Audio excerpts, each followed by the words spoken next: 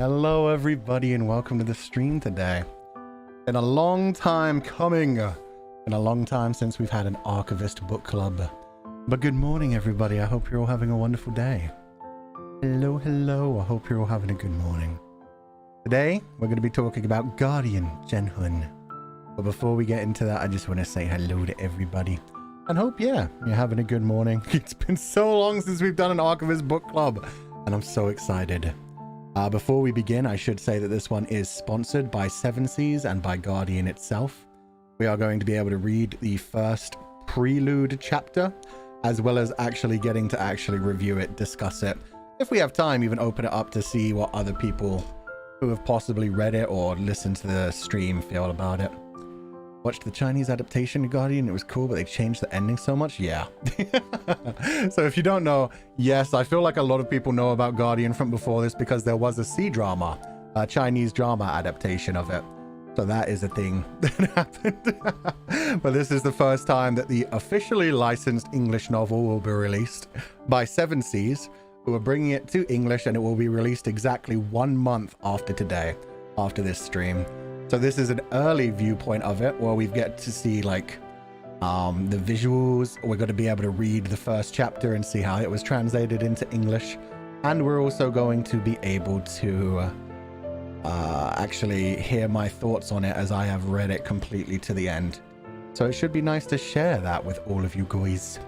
I went into this one completely blind, having only heard about how good apparently the story was, and yeah, I was pretty happy with everything, so I'm excited.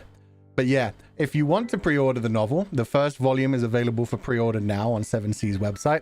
You can check the link in the description, which I have left there for anybody who wants to pre-order it. I personally already have the physical copy pre-ordered because I enjoyed it so much, and I pre-order all of the Danmei stuff just to, you know, read them when I can. But yeah, it should be a good time. Yeah, Seven Seas always have very high quality releases with nice like guides for the characters, for the worlds, for the settings, even for the pronunciation, so it's good. It's really good as someone who is a fan of priest works. Let's go. Yeah, this is actually the first priest novel that I've read, because I've been into some of the other things. We'll get into that later. But yeah, even though, in fact, my copy of Stars of Chaos, the first one by Priest that Seven Seas has released, came yesterday. And it rained all day yesterday. So the book is ruined. I found it this morning. I didn't know it was being delivered yesterday and mine got completely destroyed. So I'll be going to my local bookstore to buy a new copy of Stars of Chaos. It doesn't look too bad. It's just like the ink is blurred between pages and yeah, painful. But it's okay. I'll just get a replacement copy. I hope they aren't as sold out as some of the other Seven Seas done may end up. The book pain, I know, they didn't tell me it was coming yesterday. It got delayed because I got... No, that won't be any refund. That's my fault. It was literally sitting there all day yesterday while it rained all day. It's on me. It's just... It got slightly delayed because my payment information was wrong. And so when it actually got to me, it was like days later than they planned. But yeah, it's my bad. I'll get a replacement one. That's on me. But yeah, because of that, Stars of Chaos has like just come out, and Guardian won't come out for a month. But because of that, this is the first Priest novel that I've read, and I was very excited to see it since so many people regard Priest so highly. But yeah, SPL, Chapeau Lang, Stars of Chaos, I'll be trying out eventually. But yeah, my first copy got kind of ruined. It's not too bad. I could still read it. It's just, yeah, it's a bit blurred and the ink kind of ran between pages. It's fine. It's fine. I'll get a different one. But anyway, as you can see on the screen, I have a nice image of the cover art and the blurb, just so that I could read the blurb before we started and see what Seven Seas describes Guardian as, which is investigations in the dark. Zhao Yunlan heads up a covert division of the Ministry of Public Security that deals with the strange and unusual, blurring the lines between the mortal realm and the netherworld. His cocky, casual attitude conceals a sharp mind and an arsenal of mystical tools and arcane knowledge. While investigating a gruesome death at a local university, Zhao Yunlan crosses paths with the reserved Professor Shen Wei. Zhao Yunlan is immediately intrigued by Shen Wei's good looks and intense gaze, and the attraction between them is immediate and powerful. even as Shen Wei tries to keep his distance. Shen Wei and his secrets are a puzzle to Zhao Yunlan. Oh, a puzzle Zhao Yunlan feels compelled to solve as mysterious circumstances throw them together, and their connection becomes impossible to deny. And as you can see, the artwork is beautiful. Oh, and I should say the artwork is done by Marmeladika, at Marmeladika on Twitter. There is several different pieces of art throughout this novel. The beautiful colored cover and also a couple of colored pieces just on the inside, as well as black and white pieces of artwork throughout. I think there's like 7 or 8 of them. I didn't actually count, but there's quite a few. And they focus on like the most intense parts of the storyline, which I was really excited by. So yeah, the artwork is gorgeous. The artist has done a really good job. And yeah, it looks pretty beautiful. And with that said, that was the introduction, which I forgot to put up because it's been too long since I did an Archivist book club.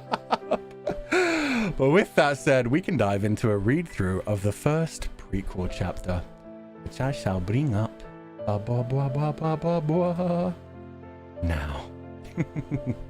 So yeah, this is a prequel chapter, and this is a month's early release, and I'm only allowed to show one exclusive piece of artwork. So although you can see the cover, when it comes to certain other portions, like right there, we get secret bonus art. They've specifically marked things where it's like, you can't see that just yet. No kitty cat mascot for you guys just yet, which is very cool. I love the way that 7 Seas have done this for us.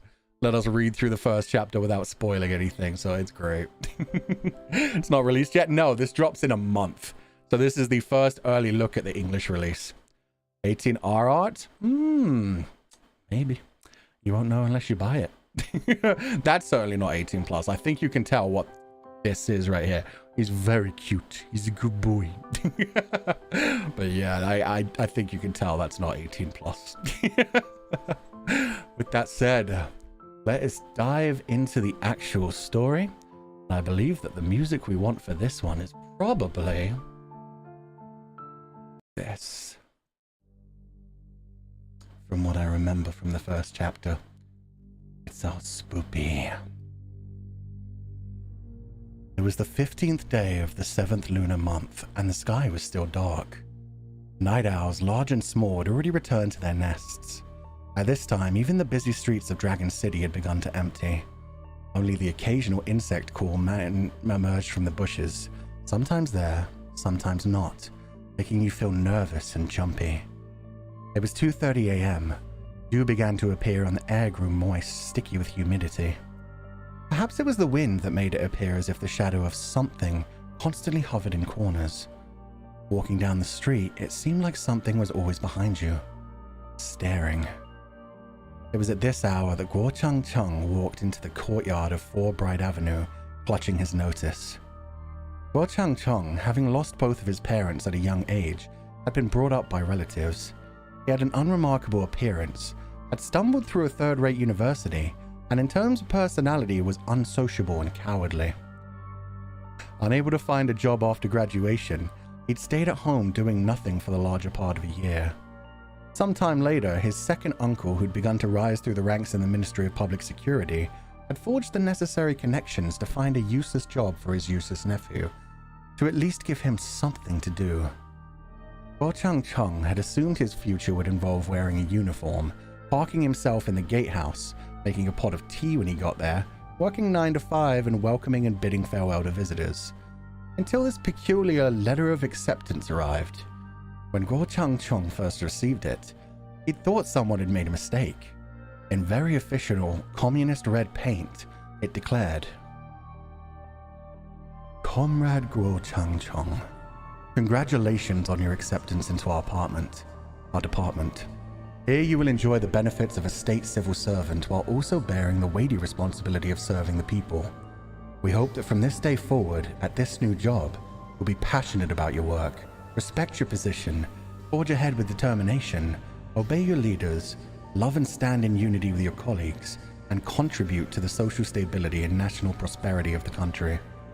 On August the 31st, the 15th day of the 7th lunar month at 2:30 a.m., please bring your resident identity card and this letter of acceptance and report to our department in a timely manner.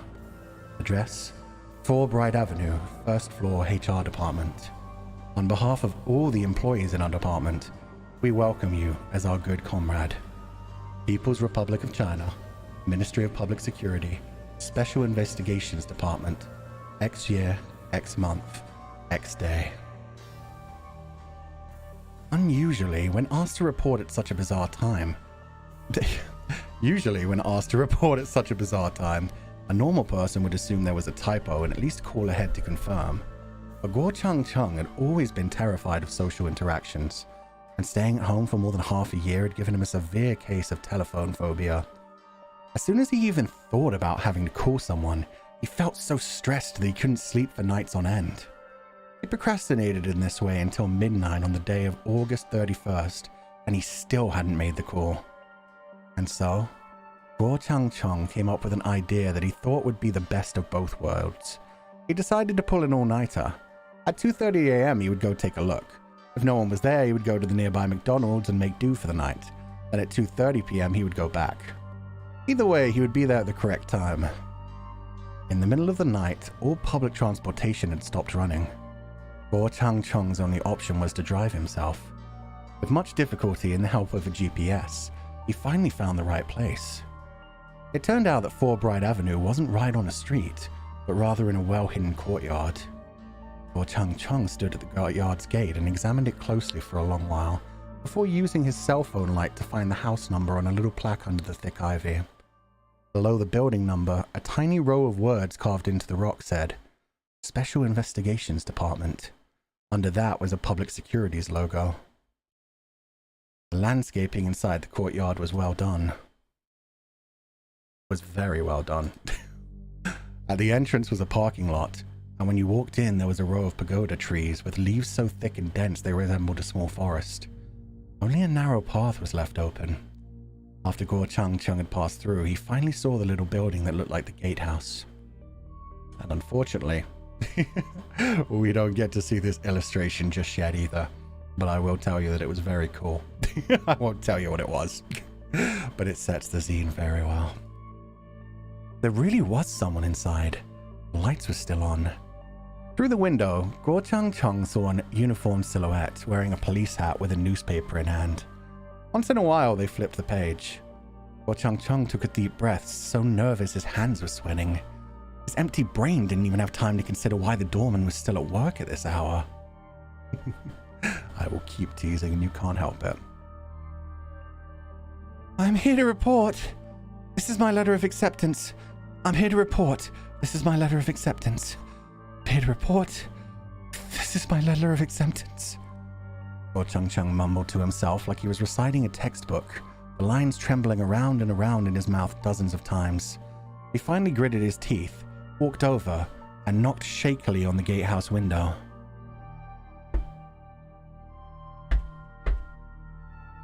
Before the person within had fully looked up, Guo Changcheng said in a breath as weak as thread, as if uttering his last words, I'm here to acceptance. This is my letter of report. Confused, the middle-aged man in the gatehouse put down his newspaper and asked, Oh? In spite of his efforts, he still managed to mangle his lines. Guo Changcheng wanted to cry, but he didn't have the tears. The stress turned his face into a purple sweet potato. Mercifully, the man saw the letter of acceptance in his hand and immediately understood. Oh, you're our new comrade, right? How should I address you? Oh, I see it. Xiao Guo. We haven't had a new person in quite a few years. It's not easy finding this place, is it? Guo Changcheng finally let out the breath he'd been holding.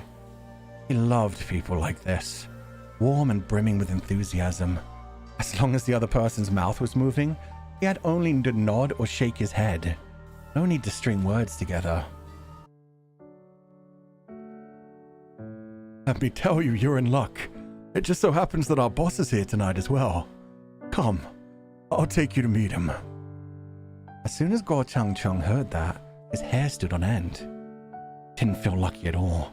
Rather, he felt a puff of misfortune float up from his head like a ghost. Guo Changcheng was good for nothing.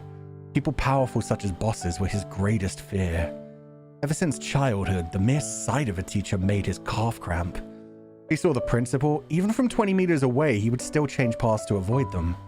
He was clearly a law-abiding citizen, but every time he saw the armed police who stood guard on National Day, he reacted like a mouse who'd spied a cat, which made other people throw suspicious glances his way. Meet the boss? Might as well ask him to meet a ghost. Just as cold sweat began to pour out of him in buckets, there came the sound of footsteps. A young man walked out of Fulbright Avenue's little garden with long strides. There was a cigarette in his mouth, and his hands were shoved in his pants pockets. He was tall, with upright shoulders, thick brows, deep-set eyes, and a defined nose. He was very handsome, even if his expression was a little dark. The man's brows were furrowed, and he walked so fast that wind seemed to rise in his footsteps. The message on his face was clear. Don't block the way, don't bug me, and fuck off.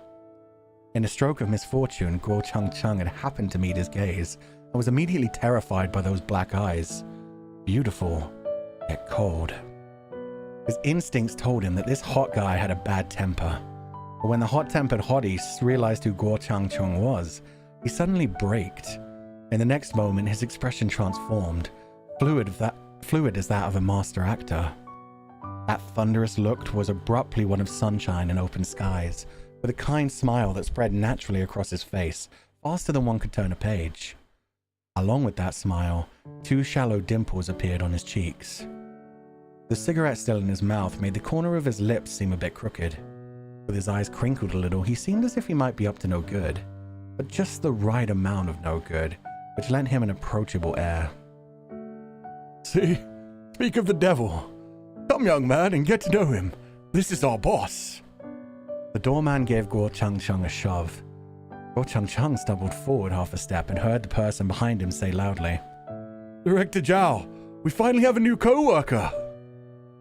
Director Zhao extended a hand towards Guo Changcheng, open and friendly. Hello, hello, the warmest of welcomes. Guo Changcheng rubbed his damp palms on his pants, as if his body wasn't under his control, and then embarrassingly extended the wrong hand. He shrank back at once like he'd been electrocuted. The armpits and back of his t-shirt were immediately soaked in sweat. A New World map slowly took shape on his shirt. Director Zhao didn't give him a hard time. Instead, he patted Guo Changcheng's shoulder as if nothing had happened. Casual pleasantries rolled easily off his tongue. Don't be nervous. All the comrades who work here are friendly and united. Now, today's your first day, so I should take you around and introduce you to everyone. But the thing is, today's a special day. We're honestly just too busy. We might not be able to get you properly settled for a bit. I hope you don't mind. Later, I'll take charge of throwing you a welcome party. Although it's the middle of the night now. Hey, how about this? I'll get Lao Wu to take you inside to find Wang Zheng, our head of HR, and ask her to complete all your onboarding procedures. Then you can go home and rest for the day. Come back and report tomorrow morning, okay? Guo Changcheng nodded hastily. For all that Director Zhao had been burning with impatience before, at this moment as they stood there and talked, his speech was unhurried. It didn't make his conversation partner feel iced out or dismissed. He was clearly very smooth when it came to dealing with people. Sorry, there's something urgent I need to take care of, so I have to head off. If there's anything you need, just come find me directly. Don't be shy. From now on, we're all family. Sorry for the trouble you took to make the trip today. Director Zhao smiled apologetically at Guo Changcheng and waved at Lao Wu before rushing off. Lao Wu had to be a loyal fan of Director Zhao. Even though he'd just listened to a round of empty bullshit that had nothing to do with him, he was as happy as a clam. As he led Guo Changcheng into the office building, he went on and on. Our Director Zhao is young and capable, has an even temperament, and doesn't ever throw his authority around with anyone or in any situation. Guo Changcheng, still fear-struck from the misfortune of meeting his boss, was too scattered to pay proper attention as he listened. Like an echo bug, he could only nod agreeably.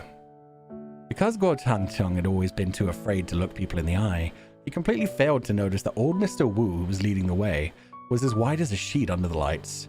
His lips were blood red. The corners of his mouth extended all the way to the ears, and his mouth open and closed, one could see that he was missing a tongue. Inside the office building, people were coming and going, and they all looked extraordinarily busy. At this point, The weirdness of the situation finally began to properly dawn on Guo Changcheng. Ordinarily, even if an urgent matter required working overtime until midnight, would the staff of the gatehouse and HR department need to keep them company? Beside him, Lao Wu explained quietly. Xiaoguo, don't get the wrong idea. In the future, as long as there aren't any major cases, you'll mostly be working during the day. It's just these couple of days out of the year during the 7th lunar month when we're so busy that night and day tend to blur together. You get something to show for it, though. Overtime pay is 3 times your usual, and your monthly bonus will be double too. Guo Changcheng was even more baffled. What was this stuff about the 7th lunar month is so busy supposed to mean? Did criminals have mid-year summary meetings and experience exchange conferences too? Following the lunar calendar? But fear of coming across as stupid made him too embarrassed to ask. He just nodded, confused. Lao Wu continued. I usually work the night shift. We have a different colleague in the gatehouse during the day. You probably won't see me that often in the future.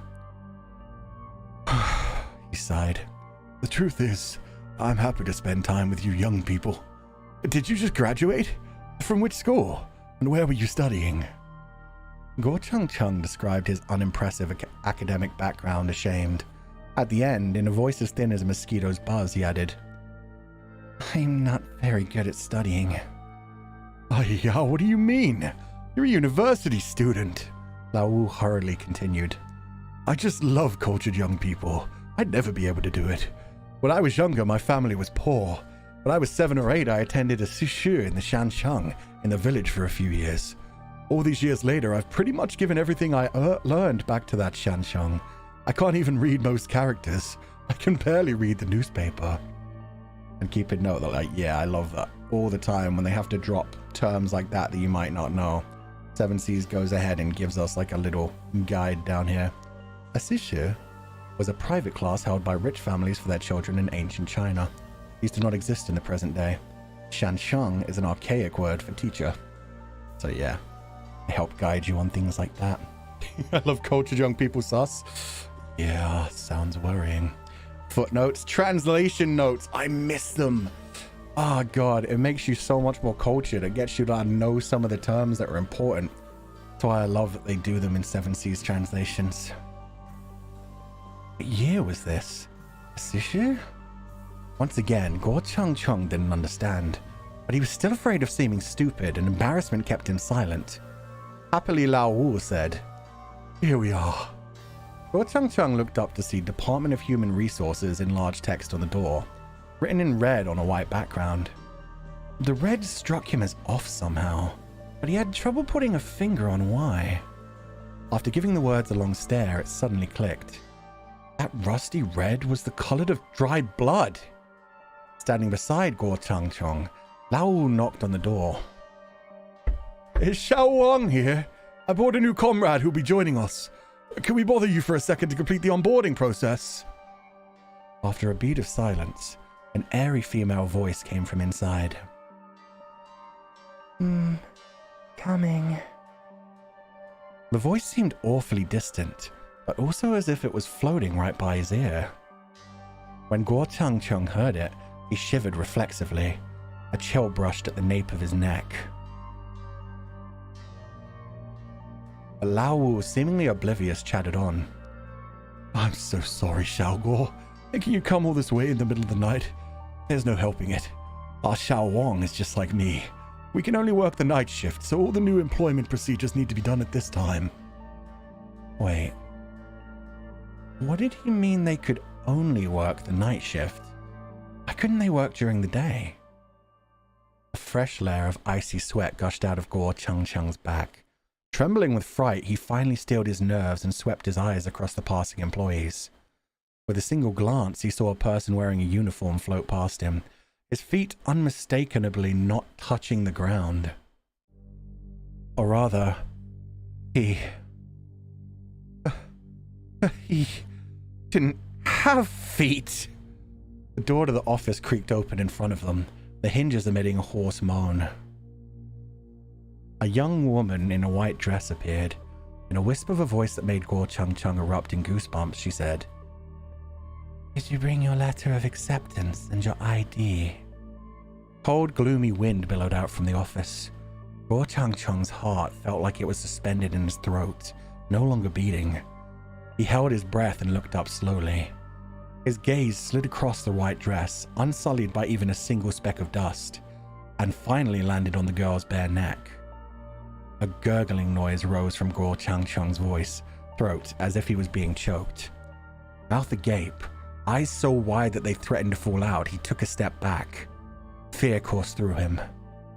Upon closer inspection, he saw what looked like a red thread around the woman's neck, but it was no accessory. It lay too close to her skin. Rather, it was a tight line of stitches that held her head to her neck. A frigid hand came to rest on his shoulder. From right by his ear, Lao Wu's voice said, "Hey, Xiao Guo, what's wrong?" Guo Changcheng whipped his head around to stare directly at Lao Wu's face. A face that looked as if it were made from paper mache, with a large bloody mouth that reached his ears. Earlier, Guo Changcheng had foolishly thought that meeting his boss would be worse than meeting a ghost, and now he was suffering the consequences of his words. Tonight, he'd not only met his boss, he'd met some real ghosts. His dear uncle truly had found him the loveliest, most extraordinary job.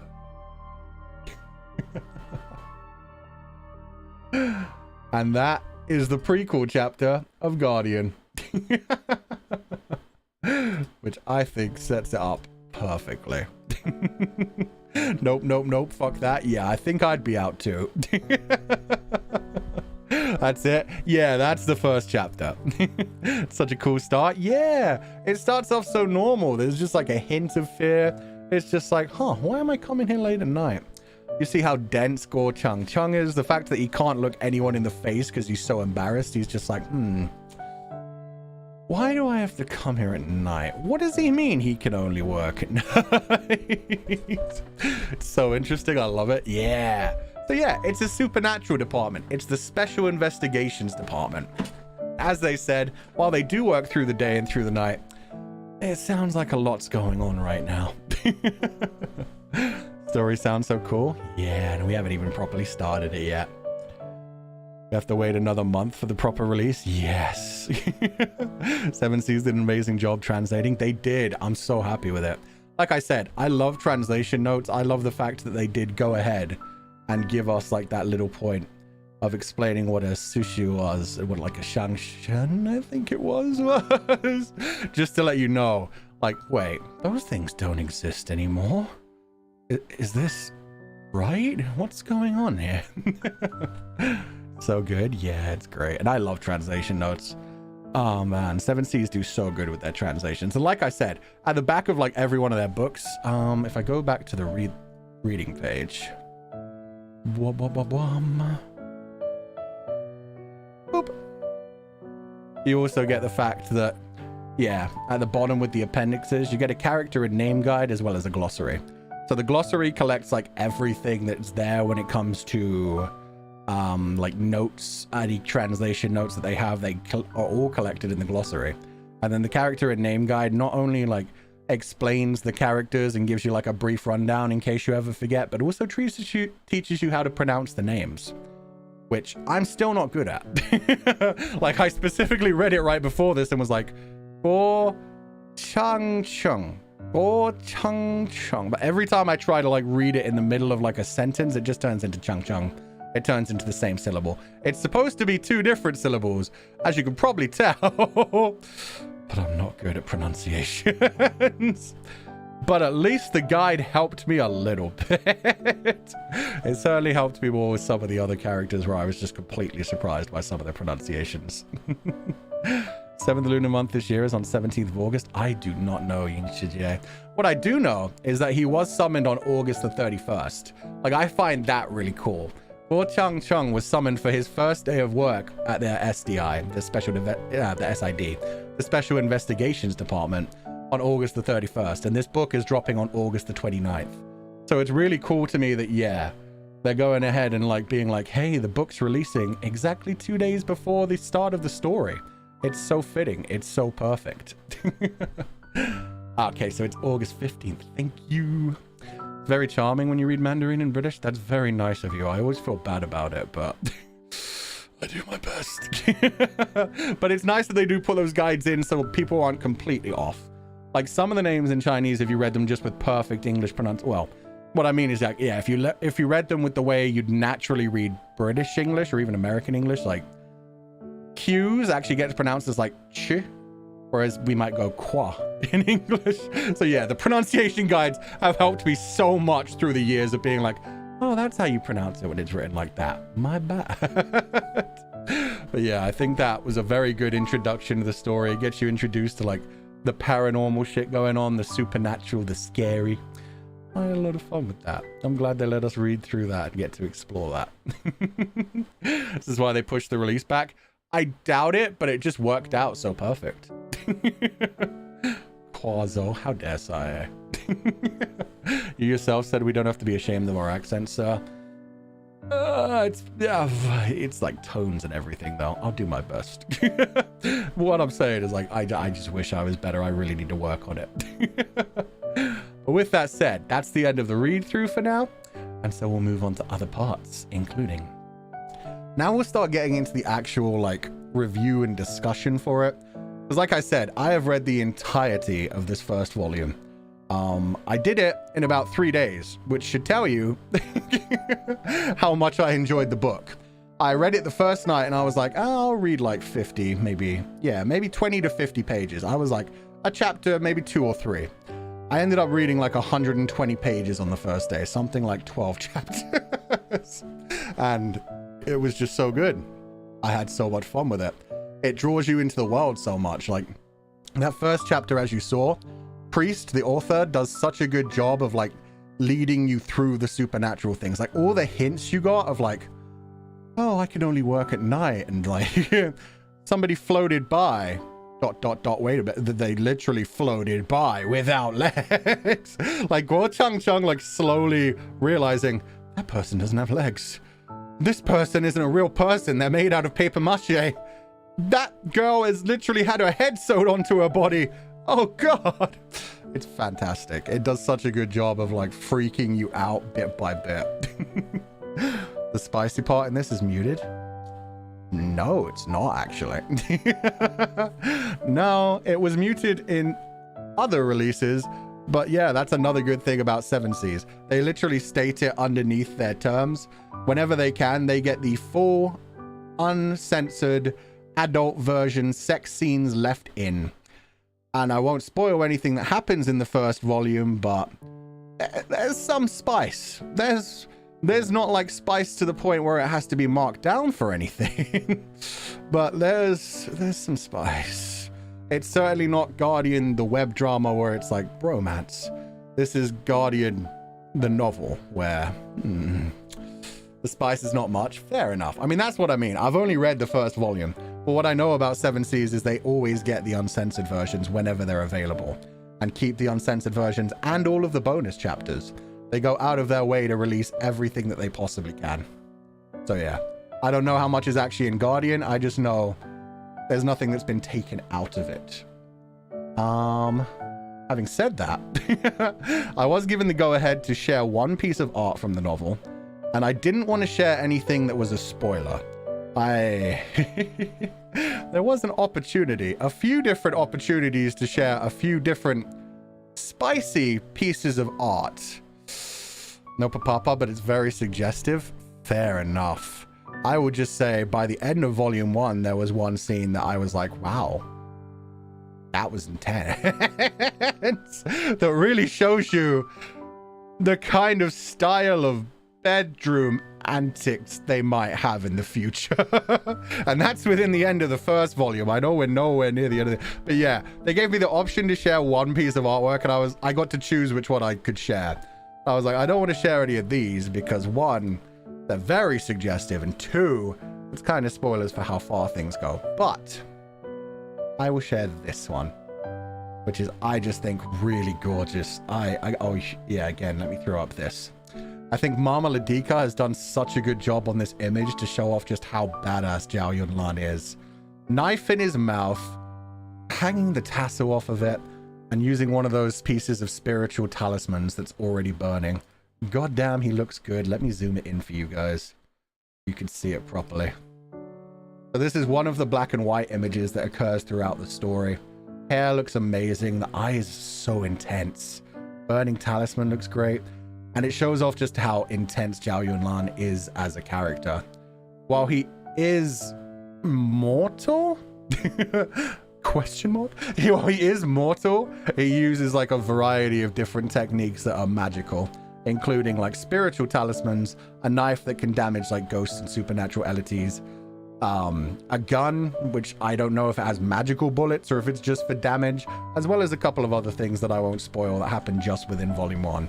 He's a very resourceful person. And I think the artist has done such a good job of like showing off how badass he looks in this. I mean, even in the first chapter, we had that whole thing of just Guo Changcheng himself being like, oh, he was hot. Like, he was so cold and aloof, but in just the right kind of way. Like the way that even Guo Changcheng's head voice is just like, oh no, my boss is hot, but I like it. But yeah, there's a bunch of different images throughout the book. They're all well drawn. A couple of them are not spicy to the point that they'd have to be like hidden on this stream, but just, you know, they showed like enough physical intimacy where I was like, let's not do that for this stream. This one looks fucking badass. I love it so much. Marmaladika's done such a good job on all of the artwork. Very cool looking characters, so yeah, I'm happy with that.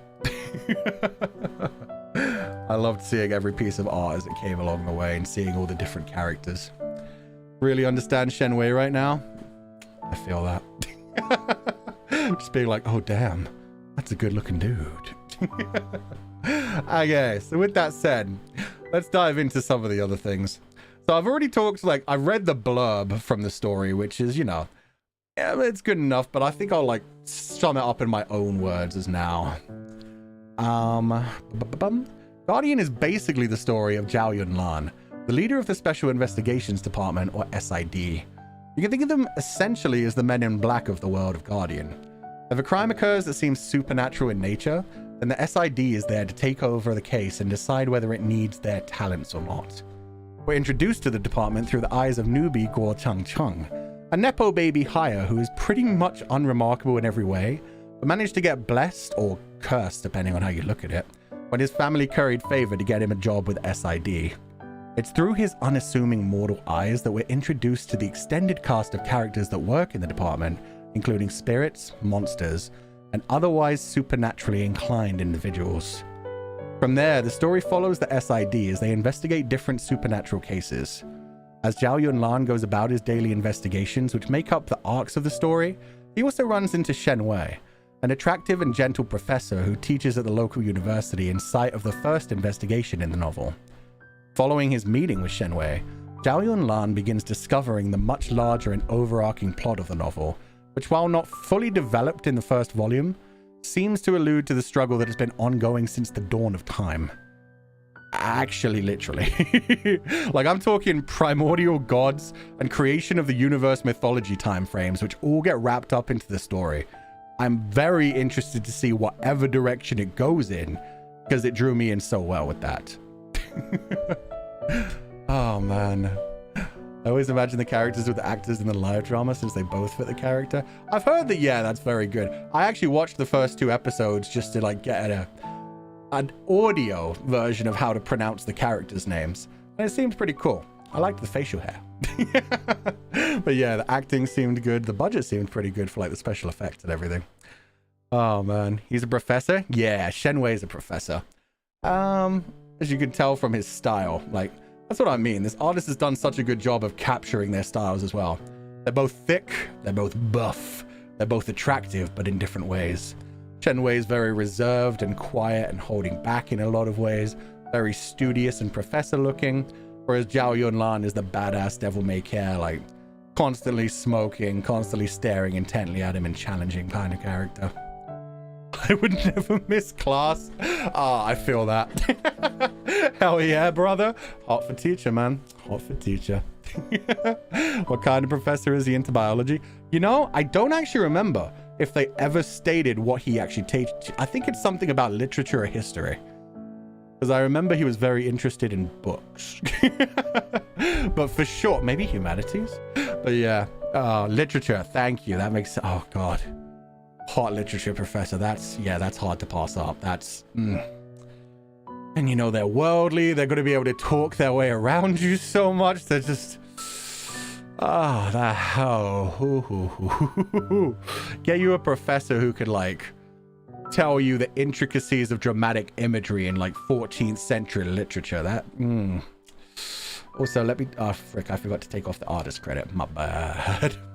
Literature's always fun. Literature's definitely a romantic thing to do, even though it doesn't get you very much when it comes to working. Like learning about literature, having a literature professor, being able to have like those kinds of deep conversations about like imagery and like where it all comes from. Maybe don't thirst for them. You're right.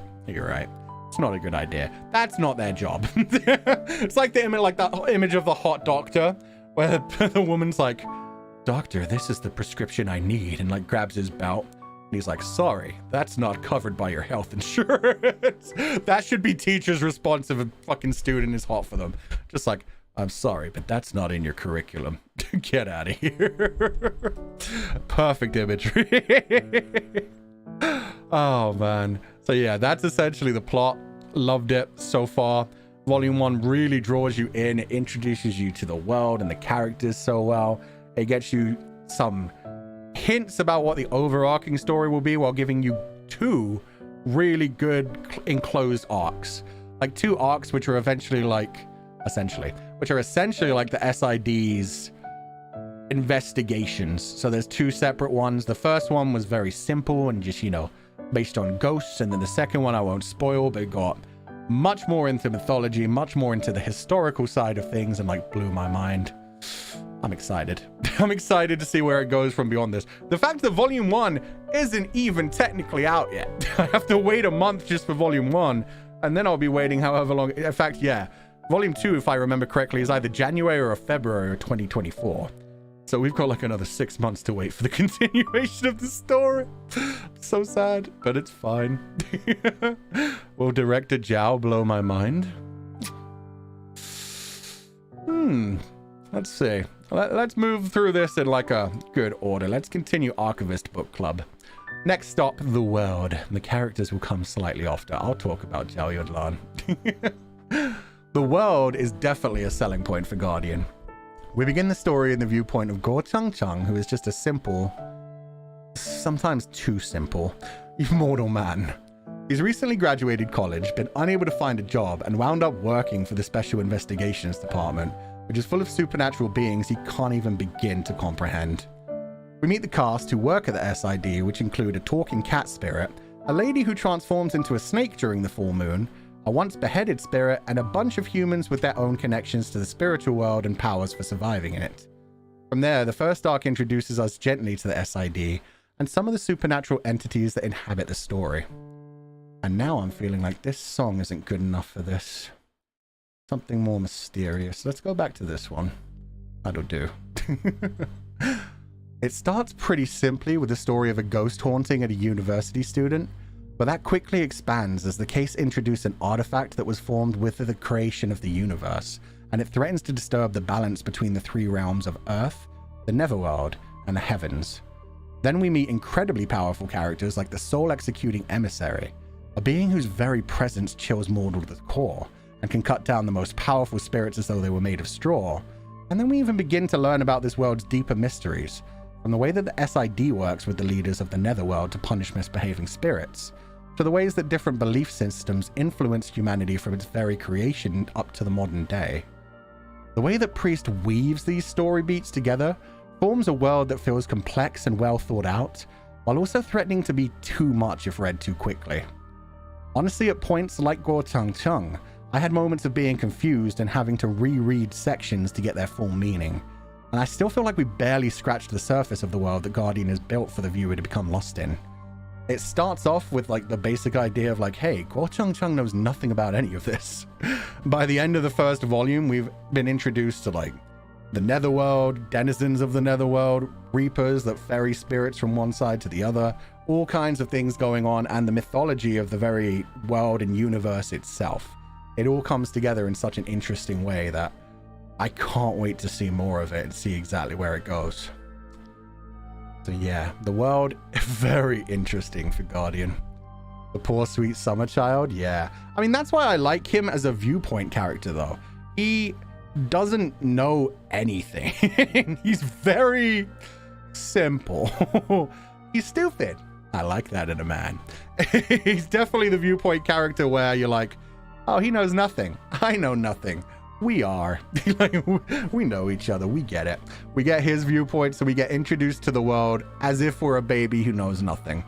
Obviously, there are times when it introduces ideas that people born and raised in the Chinese culture would understand. Things from like Buddhism, things from Taoism, things from Chinese culture. But Seven Seas is always very quick to also add translation notes for those things and be like, hey, this is what this means. This is like what a hungry ghost is. This is what the ghost festival is. All of those kinds of things. We are Jon Snow. Exactly. We know nothing. He's just a little guy. He's just a little guy. He doesn't know any better. He's so sweet, so innocent, must protect. Honestly, there are times I feel like Guo Chang Chung is more of a mascot character than the cat. The cat is the actual like true mascot of the SID. But the way Guo Chang Chung just gets like dragged around from place to place, I'm like, that's my boy. That's my baby boy right there. Yeah. You end up loving him even though he's so basic and simple. Magical cat. Magical cat. Oh man. He introduces the story and shares the POV with the reader. Exactly. You get to know the world through him. He's the reader. Exactly. If you had like just the main cast of characters, there would be so much more heavy exposition needed to like explain everything that was going on. But because Guo Chang Chung is always dragged around there, you get these constant viewpoints of like, he doesn't have any feet. That line was so good to me. That line was great. And characters having to constantly be like, come on, you idiot. Don't you even know what a spiritual talisman is? Don't you know what the Guardian? Don't you know what the SID is? The spirit emissary? Come on, dude. He's the cameraman? Pretty much. It makes it so that even though they still throw in exposition, it makes it a much more natural way for the cast to explain it to the reader through the character of Guo Chang Chung, as well as like having the exposition when it's needed and like adding everything as well. No feet sounds like you, Fulgur. Hazukashi, man. You can't just say someone has no feet. I mean, it's true, but how dare? That's fine. That's fine. Maybe this one.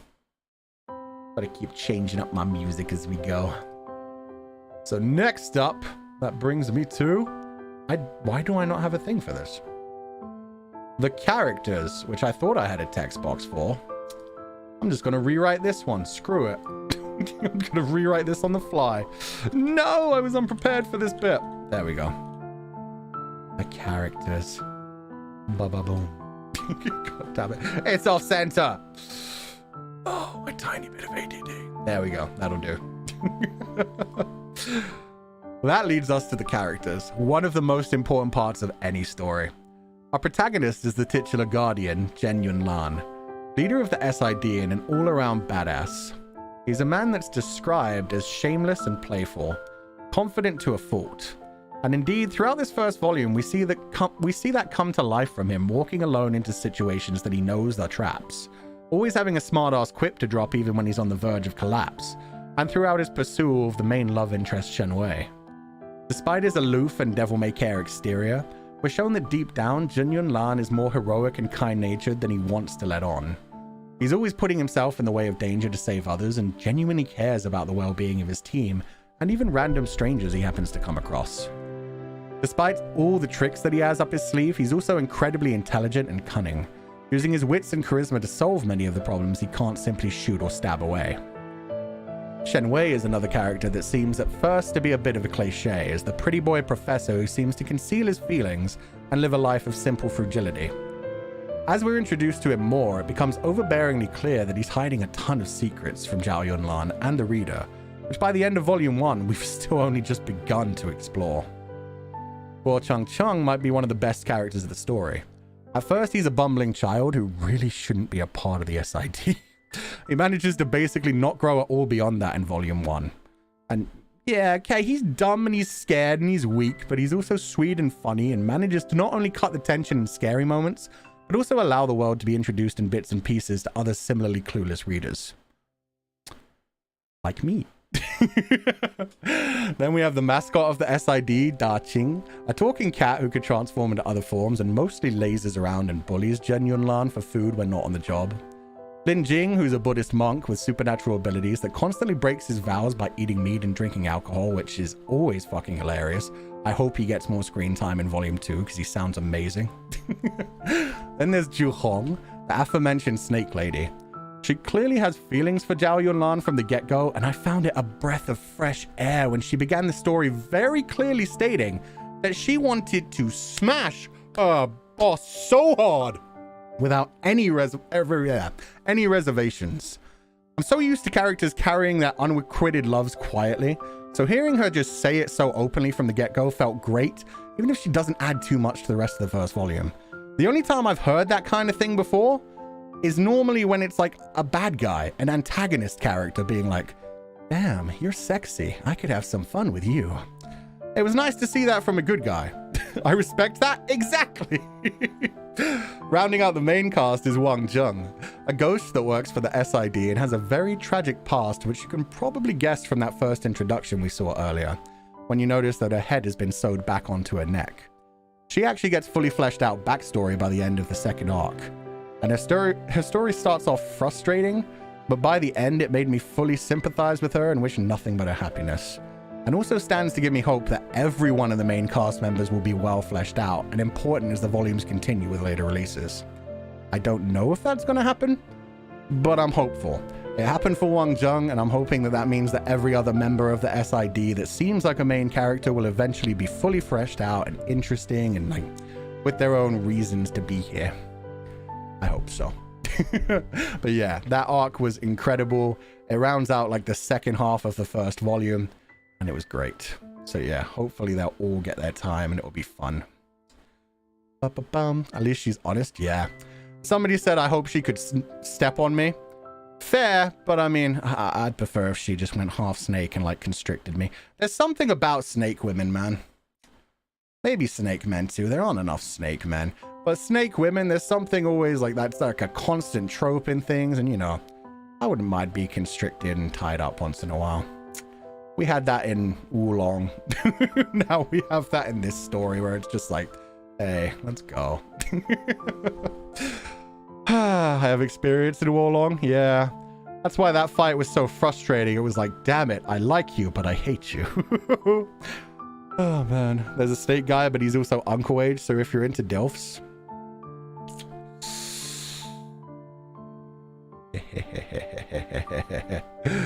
Yes, I am. I like DILFs very much. You're there like, yo, there is a snake guy eventually, but he's old. And I'm like, good. That's what I'm glad to hear. A lot of mythology has snake ladies. Yeah, they do. Glad to hear there's a snake DILF. That's always fun.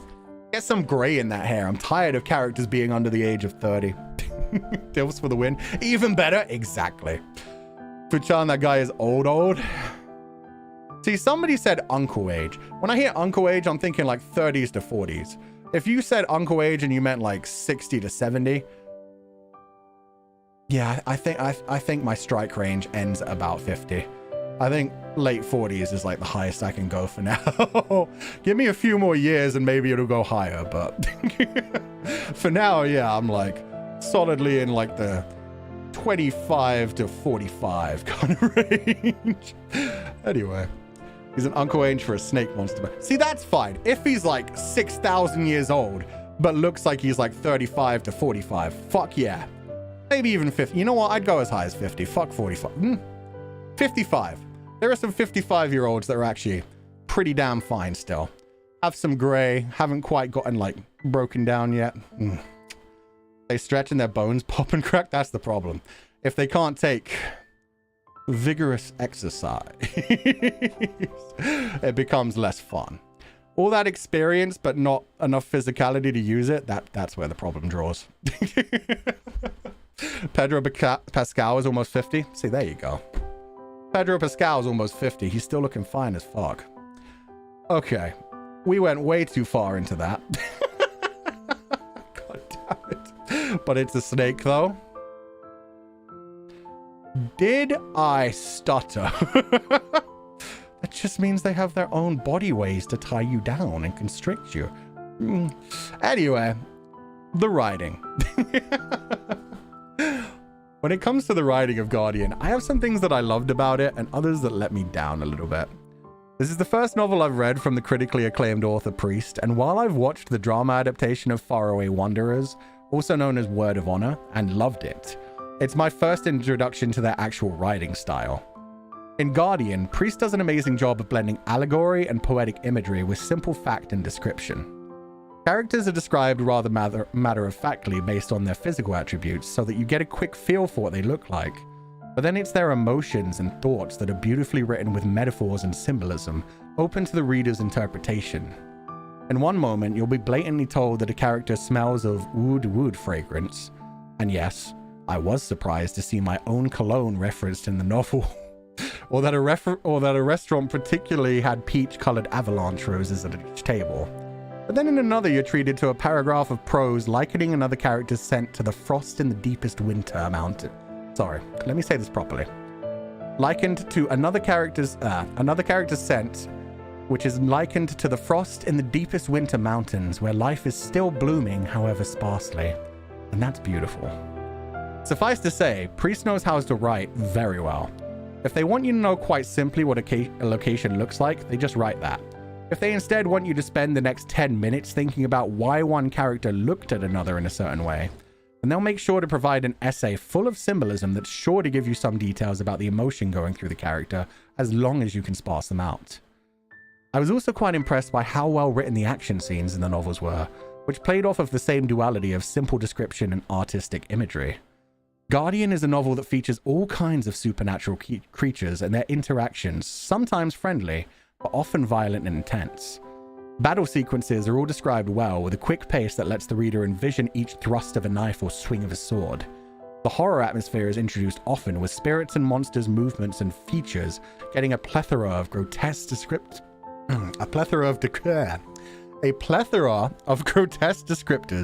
that suit their form, and even the hauntingly beautiful supernatural moments are written in a way that suits their ethereal nature. So I was very blown away by Priest writing for a lot of it. Sometimes I felt like there were a couple of moments where things got described a few too many times, but I also feel like that's part of the point. Like that normally came to supernatural creatures or like mechanisms that I feel like Priest really wanted the reader to understand, even though it was hard to explain the kind of supernatural things going on. So yeah, it's written very well, but there are moments where I'm like, just get back to the story already. Only the thrust of the knife, no other thrusting. Wow. Who knows? I won't spoil anything. Let's just say that's described very interestingly too. Yeah, there's a lot of metaphor when it comes to a certain character's movements in thrusting and other things. But yeah, no, it's written very well. Honestly, I didn't want to use I only used like that one pull out about the character smelling like the frost on the mountain in the deepest winter, where life is just barely holding on, because that one was so beautiful. But there are so many other descriptors like that where I was like, I can't put too many in, like it will give away too much of the story. But the artistic metaphors really blew me away a lot of the time, and it helped me to guess a lot of the things that were coming up in the story, which shows how well they were written. I feel like if I was reading this on like a chapter to chapter basis, as it was probably released online as a web novel, it would have definitely been like, oh, is this happening? Even like during this first volume, there were things that I was like, oh, no way. Are they hinting at X thing? Are these two characters connected in this way? And like, yeah, as it goes on, you get like a few confirmations, as well as like maybe there's more going on that I don't know yet, even at the end of volume 1, which makes you feel very contented. Priest does a beautiful job of doing that. Not quite beating you over the head with everything, but certainly like giving you all the pieces you need to put together certain parts and be like, oh, these two characters might have something deeper going on between them. This one might know this other one in a different way. And yeah, I liked that a lot. Priest is very good at that. Is this how they're going to be making babies? God damn it. That's not how I meant it, but you know, take it as you will. Why is Mad Mikkelsen's pushing 60? Okay, that's unrelated. We're going to come back to that. In which case, my strike range is much higher than I thought it was. God damn it. Yeah, Mad Mikkelsen's fine as fuck. Anyway, and the man can still dance so good. Have you guys seen another round? Anyway, yeah, the writing in this, absolutely beautiful. Loved it.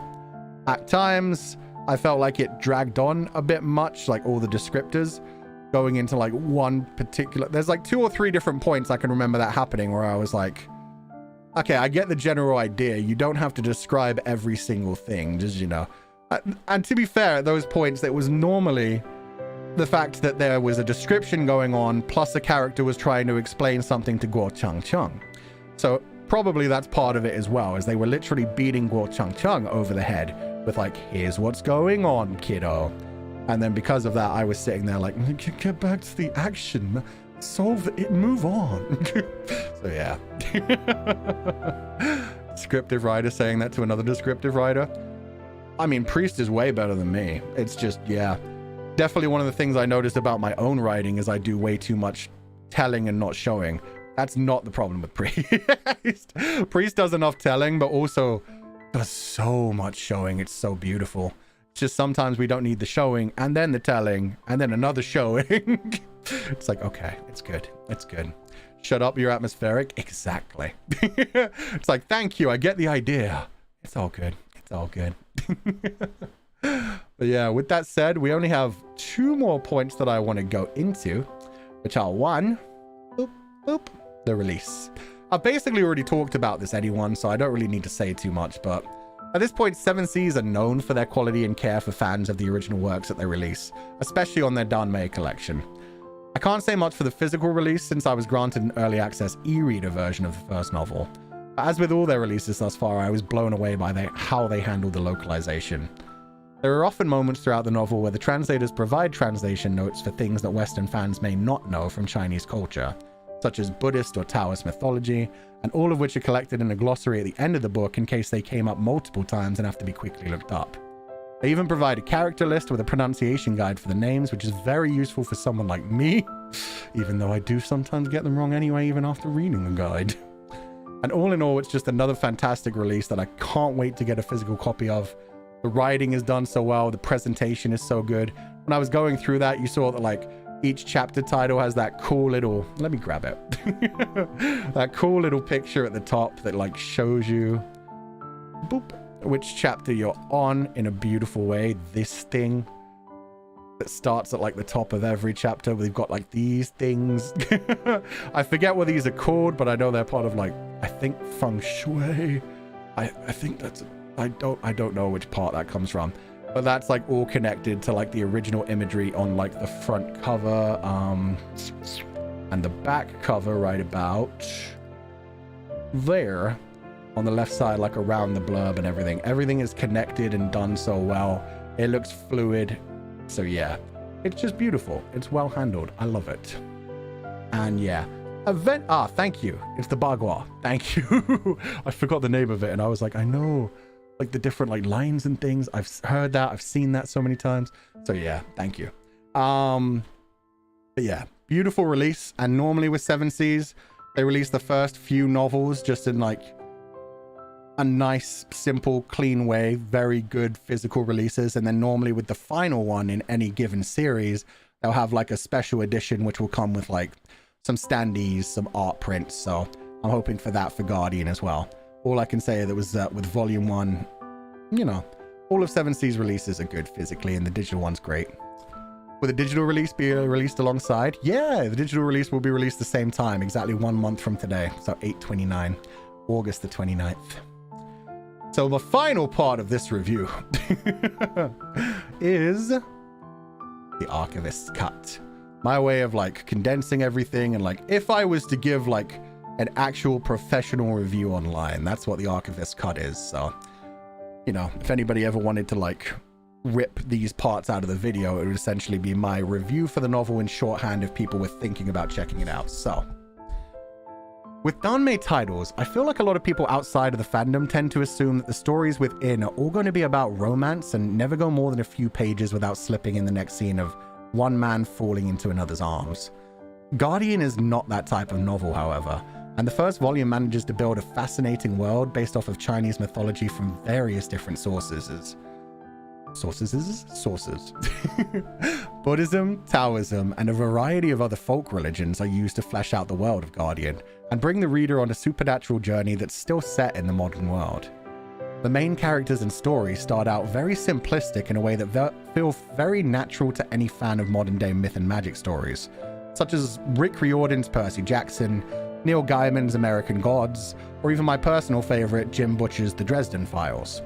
As the story expands, however, we start to see, even in this first volume, the priestess created their own sprawling mythology for the story. And like it or not, Zhao Yunlan and Shen Wei and the rest of the cast are entangled in it as much as they are in each other's lives. Like the initial viewpoint character Guo Changcheng, I went into the story completely blind and had to be introduced to every concept step by step. The world, characters, story, and romance all start off simple, but they become more rich and deep the more time you spend with them. The head of a paranormal investigation department using a mixture of magic and modern technology to deal with supernatural threats has been done over and over again, but the depth to which the world and mythology goes in Guardian very clearly separates it from similar entries in the genre. And like the world itself, the romance between Zhao Yunlan and Shen Wei begins very stereotypical, with one sexy and charismatic man pursuing a more gentle and beautiful one. But even within the first volume, there are twists and revelations that take their relationship to another level, and made at least myself feel very interested in their history and romance, even as the horror and mystery are what kept me the most entertained of all. The first volume of Guardian does an amazing job of selling its story and investing the reader with these intriguing plots, and a decent balance of mystery, horror, comedy, and romance. It balances its different genres incredibly well, teasing you with mysteries, haunting you with thrilling scenes, and heating things up in the romance. And all told, just this first volume has me enthralled and ready to see more. I'm definitely looking forward to Guardian Volume 2. I can't wait for my Volume 1 physical edition to arrive, and I was so happy to be able to share this like early access look with you guys.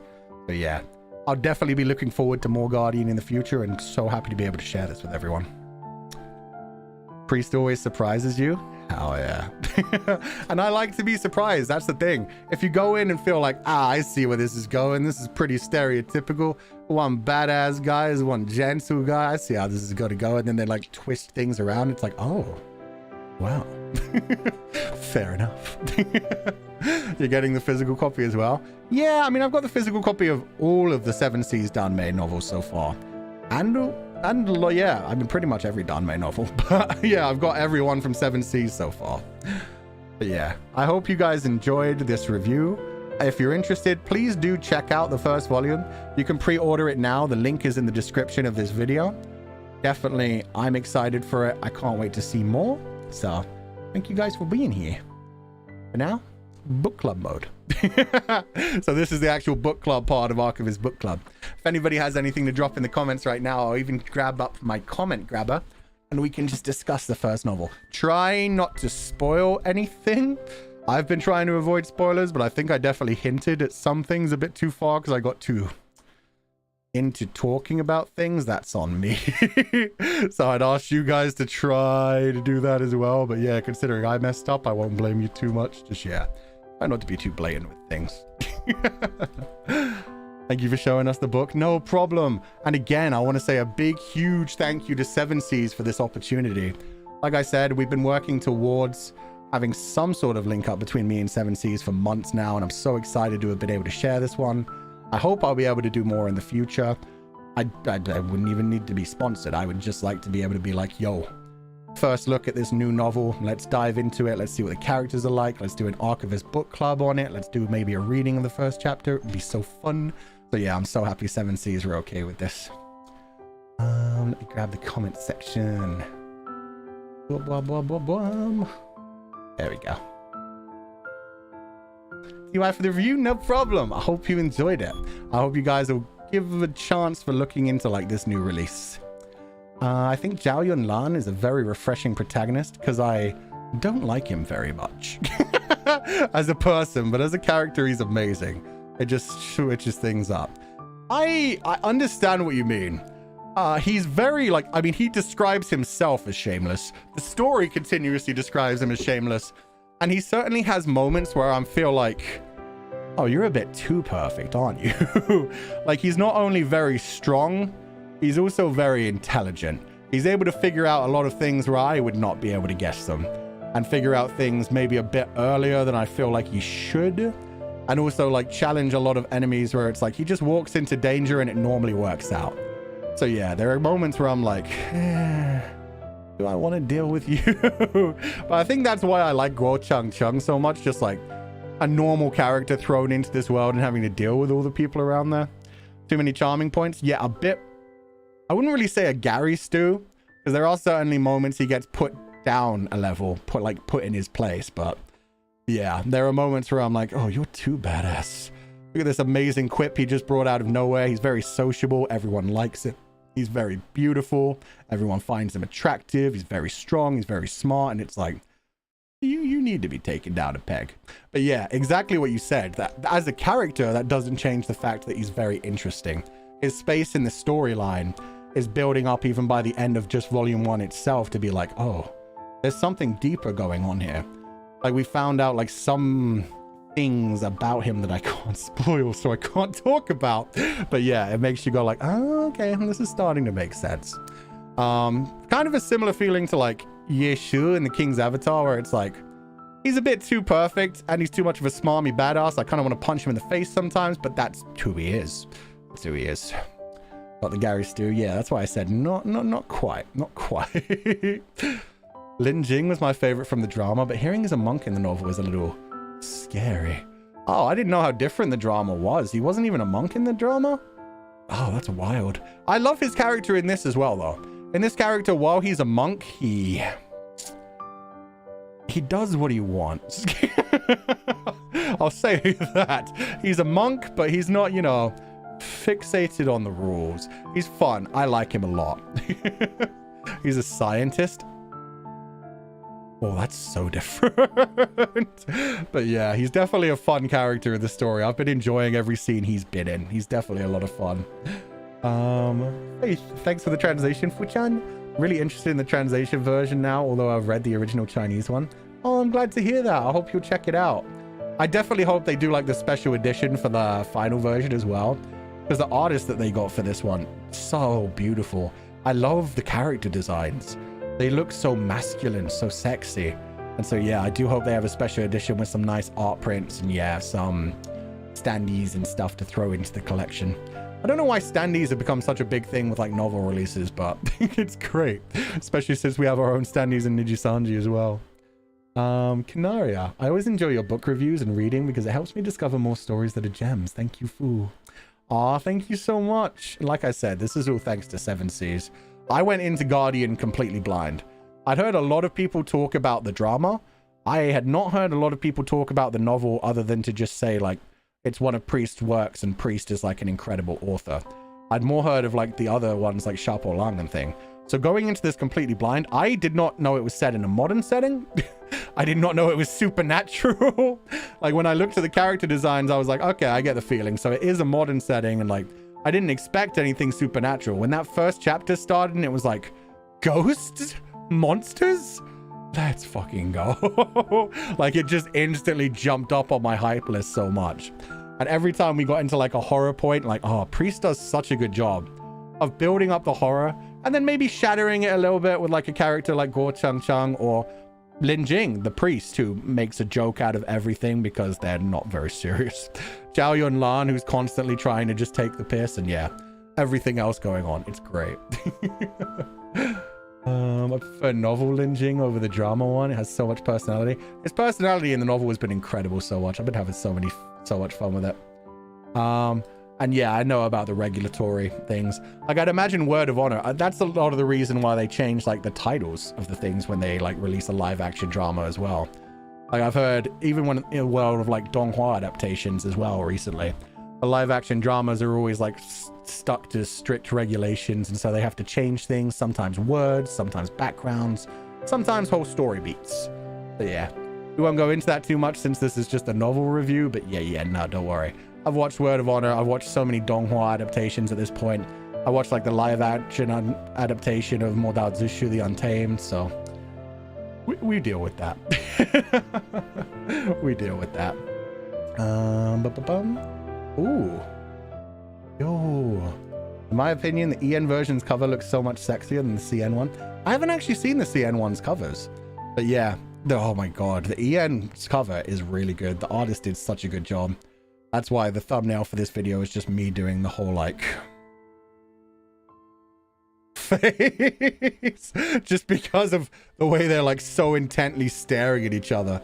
You could feel the sexual tension, even though it's just, like, one single image. Oh, man, it's so good. And yeah, I have heard that Priest's other novels are incredible as well. I see a lot of people like talking and mentioning other novels, some of which have already been released by Seven Seas. One just came out like a few days ago. Like I said, Stars of Chaos, I think it's called, Chapeau Lang, just came out the other day, and I need to buy a new copy of it. So I'll do my best on that. I might even head over today. My back's feeling good today. I might actually be able to make the journey. We'll see. This one I don't have much knowledge about, so I'll probably pick it up. I have a weakness for in-depth descriptions of characters' emotions and thoughts.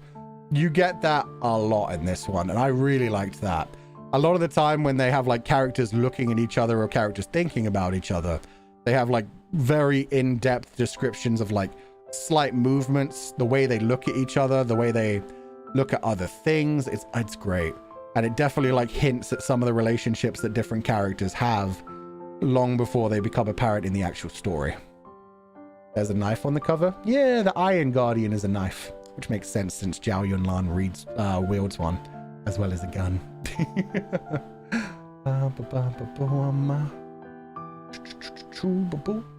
Rain, thank you for commenting. You reviewing the book makes me interested in buying the physical one.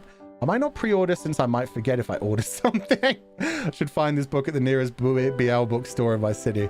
I feel that. I pre-order all of them, and then often they just, yeah, that's what happened with Chapeau Lang the other day, Stars of Chaos, where I was like, oh shit, there's a book here on my books. There's a book here on my doorstep. And I picked it up and felt how wet it was, and I was like, oh no. God damn it. Oh man. Shenwei's ear is kind of red, the attention to detail. Yeah, oh my god, I didn't even notice that. You could see the blush. Good notice. Yeah, his ear and around the back of his neck is so much more red compared to the rest of him. He's blushing because he's being looked at so intently. Let's go, Raining Windows. I love when they put things like that into the actual artwork as well. Oh, and this is really cool as well. Blah, blah, blah, blah, blah. Zhao Yunlan's watch called Clarity has a bunch of fun things it can do. I won't say anything else, but I just noticed that that's on the like spine of the novel as well. It's really cool. Clarity is a fun little tool. Oh man. Oh, and I won't say anything about that, but again, attention to detail. The artist has put a lot in. I don't even know what that is fully yet, but yeah, I know there's something going on there, so. Let's go. The artist did even more of a better job than I thought they did. But yeah, for anyone who didn't see it earlier, just again, we also got this exclusive art release. So this is one of the pieces of art that's wrapped up inside of the novel as well. And it's all drawn by the same person. Let me get rid of the book club thing. Marmaladika, at Marmaladika on Twitter, has done a beautiful job of the artwork throughout the entire novel. He's so sexy. Yeah, I love the way they draw the eyes. Ugh. You know, they say don't judge a book by its cover, but I mean, that's what covers are there for. They're to get you interested. They're to draw you in. So honestly, fuck yeah. Judge a book by its cover and then read it and judge it by its contents. But the cover's there for exactly that. With that said, that's where I should end this video. I was actually supposed to only do 1 hour, but I did too much other stuff, but it's fine. It's fine. We had fun. That's all that matters.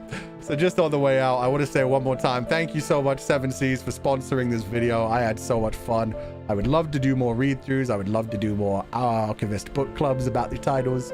But at the same time, everybody make sure you check out Guardian. If you want to pre-order the novel, the link is in the description of this video. It was also on my Twitter post. You can go check it out whenever you want. And I hope you guys enjoy it as much as I did. Like I said, I read the entire book within 3 days. It was such a blast. And now I just have to wait for volume 2. However long that takes, Will. We can wait. We can wait. 6 months, that's no problem. Ooh. Actually, now that I think about it, hey, maybe by the time volume 2 is released, I'll be an actual archivist. Probably not quite, but we'll be closer to that. So that's nice. Hopefully those couple of months will fly through. But thank you guys so much for joining me today. I had a blast. I'm so glad you guys all stuck with me through this. I hope you enjoy the rest of your days. Thank you so much for being here. Everybody rest well. Have a lovely evening. As always, do not be led astray, my confidants. And I will release my schedule properly soon. I just realized I probably should have done that earlier, but it's fine. I'll put it up on Twitter soon, since I have it all like planned out for the next week. Do not be led astray, my confidants. And as always, I will catch you guys next time.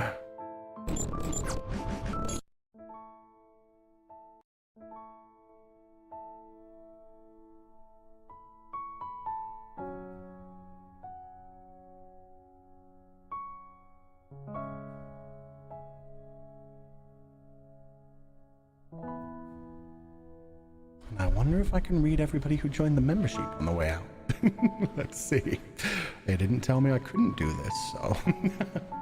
Thank you to everybody who joined the membership today. Thank you everybody who just watched the stream today. It was lovely to have you all here. I'm so happy since this was something I was so excited to do. I hope we'll get to do again more in the future. But thank you everyone who joined the membership, including Luthier, thank you so much for the gifted.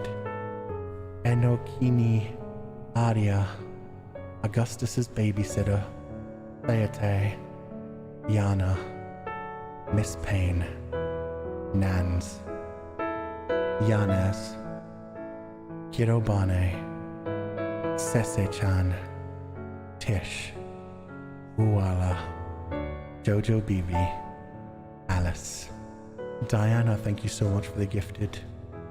Natalie, Jasmine Strasberger, Enji Tenshi, Jinx, Joyce Lier, Bella, Iona Yip, Yor, and Wangi Borg Smell Sniff Sniff Koishi. How dare. And finally CHY. I will read the donations at the end of next stream because yeah, I really shouldn't have gone over an hour for this one, but I wanted to. It was too much fun. Finally, Night Fluffy Tea and Chow Chow. Thank you all so much for being here. Have a lovely evening. Do not be led astray, my confidants. And Star Jelly.